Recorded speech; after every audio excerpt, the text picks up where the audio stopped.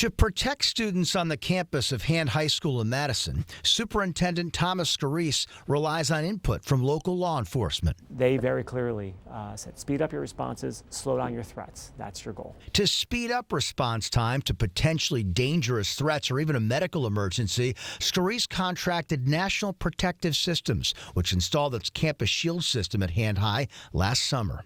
The more you can shrink that time, that response time, you're possibly saving lives. Doug DeGata says his company's Campus Shield system is the only one in the world that utilizes a dedicated radio frequency network with 100% coverage inside and out. They hardwired about 140 hidden receivers inside the school and around the campus. Outside of the building, we cover with 2 different receivers. And every adult who works at Hand High carries the company's proprietary personal alarm locator, or PAL device. A simple squeeze of this for about half a second will interact with infrastructure that we have previously installed. Those receivers will pick up the signal from this, again, no matter where you are. DeGata says this is not a hair-trigger device. He and his chief of sales, Caleb Powers, explain what happens when the PAL device is activated. Somebody activates this.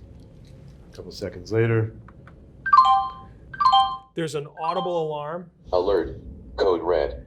And then the profile of the person who activated the device pops up. Madison police and school administrators will see that within around 5 seconds. Alarm zones will allow police to reference relevant cameras. The system will actually track the individual for 90 seconds if they're moving. But when they see the location and they see that it's updating and moving, they know you're on the run. And how will Madison police react? Every step along the way, the response will be heightened or de-escalated as necessary based on communication with that individual. If there's multiple responses to us, that triggers a higher level response on our end, and that might mean more of that active situation, and then we're gonna bring all the resources necessary. Captain Race says the radio frequency of Campus Shield tracks movement and is more reliable than Wi-Fi and GPS. It's also more discreet than a phone. In a panic situation, can you turn on your phone and activate it?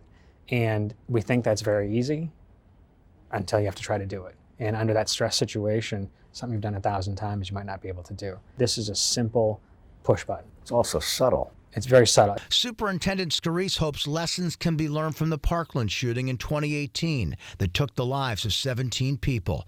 An investigation revealed the inaction of police contributed to the mass shooting. After Parkland, our students really came out in droves across the nation and said, what are we doing? Scarice says they plan to expand Campus Shield to the entire district in Madison if the high school implementation goes well. And Madison parents agree the investment is worth it. We definitely want to make sure it's a safe place for her. I do think security is important now with the schools. Madison happens to be known for their public schools, but with any school, especially nowadays, school safety is an important thing. And you want to make sure that you maintain a level of safety and security, but you also maintain a warm, inviting school environment. It's your kids still.